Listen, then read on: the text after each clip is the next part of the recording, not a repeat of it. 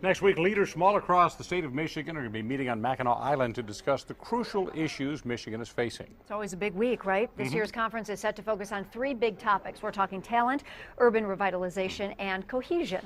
Now, part of that deals with how we can make sure Detroit's development does not lead to two separate cities, one that's prosperous and one that's struggling.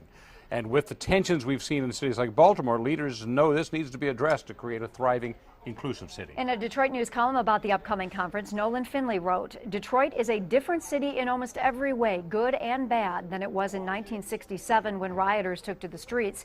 But even in a community that is overwhelmingly majority African American and whose institutions are mostly run by blacks, minority and poor residents can feel powerless." Joining us now to discuss this, Mark Davidoff, the chair of this year's conference. Haven't head up to Mackinac quite yet, so let's talk about right now, how are you going to accomplish this, making sure there are not two Detroits? Well, thanks so much for having me.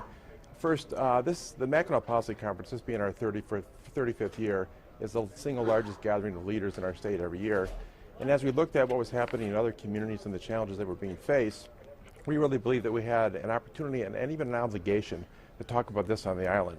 And so we are going to talk about it, but this is really about opportunity. You mentioned our pillars and our overall vision, which is really how do we inspire geometric economic growth for our state, and how do we broaden the opportunity for everybody in our state, focused on those pillars of talent, urban revitalization, and cohesion, which is speaking as one Michigan voice. So really all those things fit together very neatly. You know, Mark, I think people see this conference every year and they see all the big wigs up there, so to speak, talking about issues and whatnot.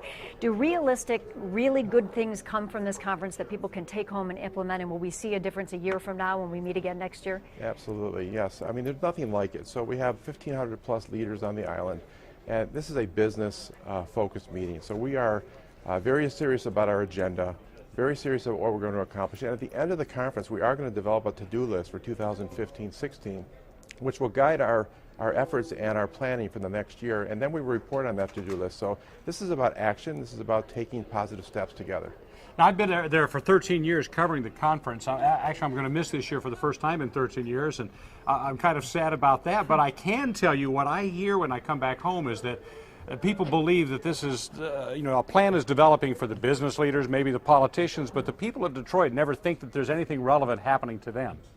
Well, this is about the entire state as well as Detroit. And once again, if you look at our pillars, we're talking about talent. We're talking about how do we fill the 70,000 open jobs in this state. We're talking about urban revitalization. How do we take our great cities from Flint to Saginaw, from Battle Creek to Kalamazoo, from Detroit to Grand Rapids, and raise them up to their historic norms, so that we can have amazing places for people to live, work, play, and educate their children. And even more than that, how do you convince the people of Detroit, in the neighborhoods of Detroit, that that is what you're doing and that it will benefit them?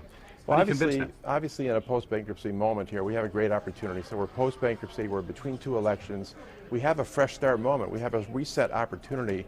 And I think there's a lot of great opportunities and actions underway right now from leaders, corporate, community, and government, and we're going to play that out on the island. Business development, of course, crucial to this state. Of course, quality schools are also critical. Looks like that's going to be one of your big topics up there, right? Well, look, education is the next great frontier. If we can't have an education system that works for our children, then not much else matters. And so it's all about innovation, it's about governance, it's about doing right by our children.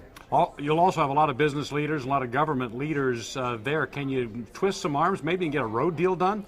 Well, we are going to talk about roads on Friday morning, and we can't predict what deals will get done on the island, but we have all of the players there, and we have a positive focus, and I think we're going to have some good weather, so you never know. And big speakers you're looking forward to hearing from next week? A couple quick names? Absolutely. We have Walter Robb, the co-CEO of Whole Foods, who made an amazing statement by putting a store in Midtown. Right. Melanie Hobson, and of course we are going to have the architects of the Detroit bankruptcy talking about the foundation they built for the future of the city. Wonderful.